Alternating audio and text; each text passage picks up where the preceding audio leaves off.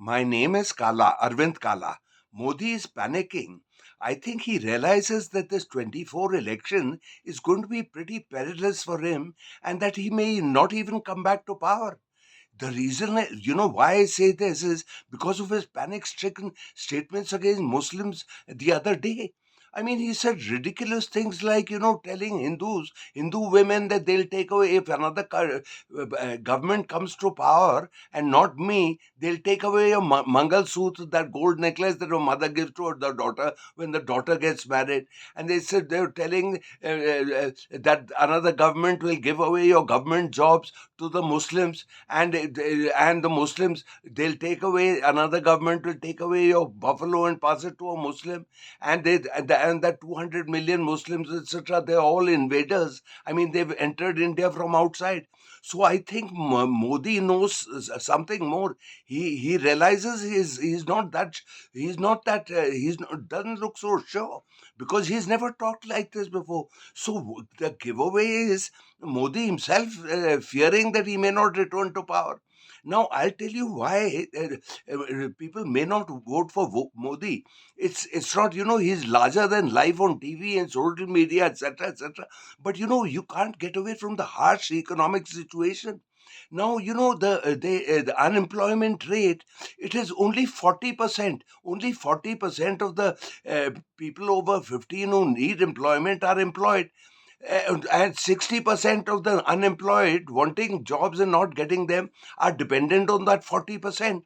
Now, this data is not mine. It comes from CMI, Center for the Monitoring of India Economy, run by a Gujarati called MV Vyas, who himself says so.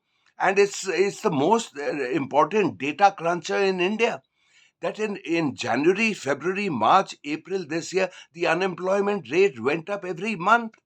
Now, the only time, and he said that the unemployment rate, the workforce in India is only 400 million, and it has been stagnant for the last 5 years. So, how are all these people, the people between 15 to 64 are 950 million. Now, if the 950 million people are not getting jobs, how do they survive? Why on earth would they vote for Modi? So these are factors which are hidden, but which play in the minds of the of the voters. Now, the voting here in these elections is going to be something like 630 million people, which is 65% of the 970 million voters in India. Now, all these people, if they don't have jobs, the families, everybody's. So, this is a hidden factor. So, I think this is going to doom Modi. The unemployment rate is worsening. Now, the second thing is there's another, that's a rather nebulous interpretation of mine. The human being is essentially a rebel. Whether you see the communists or whether you see China or wherever you go, you will find that there's a rebel. And rebelliousness is in our souls. And what is happening in India is Modi's strict, severe rule, etc., etc., and jailing everybody is antagonizing the entire country. I mean, average chaps on the street, gardeners and all that, they say if this guy comes back to power, this Tanashahi, which means dictatorship, is widely mentioned everywhere. And so all this is there.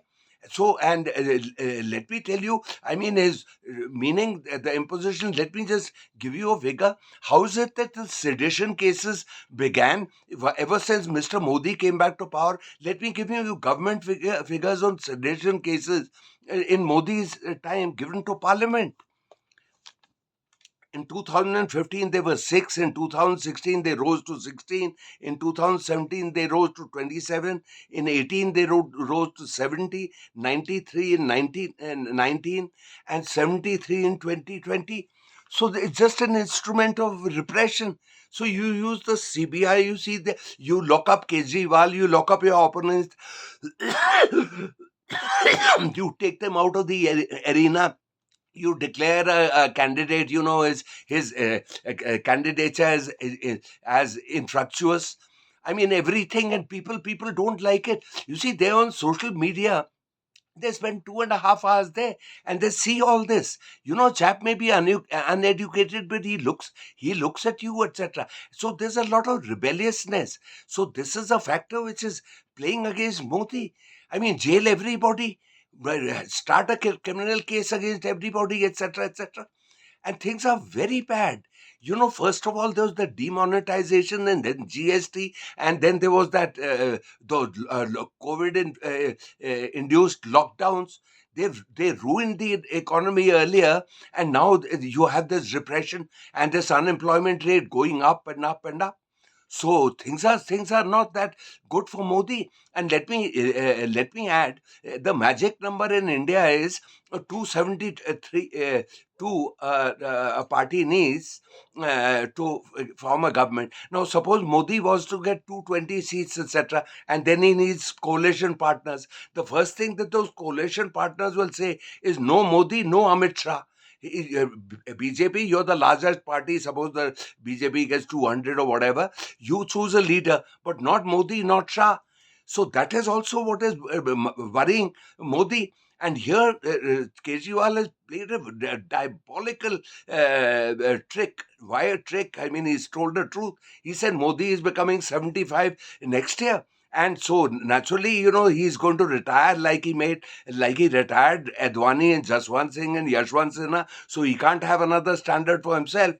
So he set that cat among the pigeons. That sort of thing he's said. And he's played a very smart thing by saying that Gadkari is going, this fellow or Yogi Adityanath will be removed. And there is some history to show that Vasundhara, all the, BJP has decapitated the entire state leadership from everywhere, whether it was Khattar, then it was Yogi Adityanath, the Vasundhara Raje Scindia, everybody is just cut to size. So this is what has happened. So Gadkari, etc. So when the time comes, I think there's a lot of anger against Modi and Shah, which is going to demonstrate itself. In fact, it is something like what happened after Mrs. Gandhi emergency. She became so unpopular that when she declared elections in 1977, people didn't have an alternative. The voters didn't have an alternative. They said anything but this. I see the same atmosphere playing out. The other day, I did do a video predicting Modi's comfortable victory, but no longer do I think so. I think the atmosphere has changed in the last few weeks, etc., etc. And there's a combination of factors. Sometimes a lot of factors get together and discredit a leader more and more and more and more. And Kejriwal has played a very, very clever trick on Modi, and everybody is on social media. They see the other people and they see Modi, and he's become so remote. I mean, he just he does nothing with anybody. He doesn't shake hands. He doesn't say hello. He doesn't smile. He doesn't do anything like that unless he's hugging Trump or Rishi Sunak or something like that. So I think he's not looking that sure of himself. And somehow, the opposition, whatever that India rickety alliance is, I think it may do very well. Punjab, I can tell you, Aam Aadmi Party is going to sweep the poll, and in Haryana, the BJP is gone. Delhi, 100% is gone. I don't know about the rest of the states, but by and large, and the inflation. I'll give you. I asked my man Friday in Delhi how much the rates have gone up. Coffee from 500 to 630.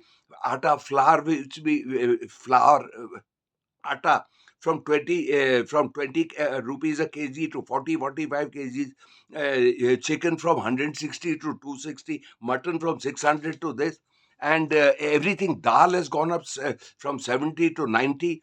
Now these percentage rise, these are 20% inflation, yeah, in the last 1 year. So people, first of all, they are not earning, and whatever they need to, bread has gone up. The shittiest bread around from 30 to 250. Tea has gone up 250 grams, or 350 to 500. So everything has gone up.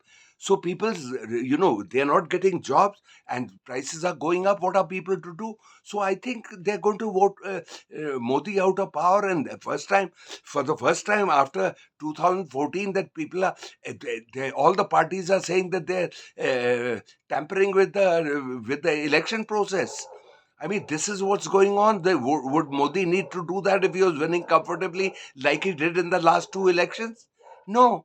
So, well, this is all I wanted to say, and I've said it. So, please forward this video to everybody you know. And if you can subscribe to my channel, I'll be grateful.